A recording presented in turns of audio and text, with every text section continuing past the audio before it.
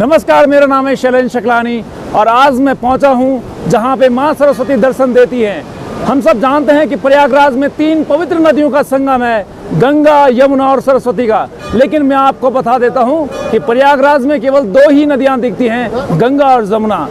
आपको पता होगा ये तीनों नदियां उत्तराखंड से निकलती हैं और इस समय मैं जहां पे खड़ा हूं ये सरस्वती नदी का उद्गम स्थल है। और प्रयागराज में ऐसा बोला जाता है कि जो सरस्वती माँ है वो गुप्त रूप से दिखती है। सरस्वती नदी अगर आपको दर्शन देती हैं तो वो यहीं पे देती हैं, जो कि माणा भारत का आखिरी गांव है।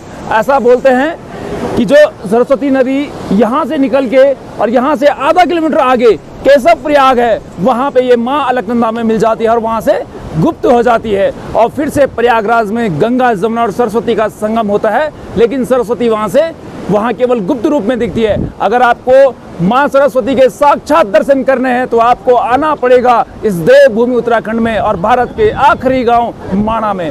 और मैं इस समय जहाँ पे खड़ा हूँ इसको कहते हैं भीम पुल। ऐसा बोला जाता है कि महाभारत के युद्ध के पश्चात जब पांडव लोग यहाँ से स्वर्ग की ओर गए थे तो इसी नदी के ऊपर से गए थे और भीमसेन जी ने यहाँ पे एक बहुत बड़ा पत्थर नदी के ऊपर रख दिया था ताकि जो उनके साथ में द्रौपदी जी हैं वो उस नदी को आराम से पार कर जाएं।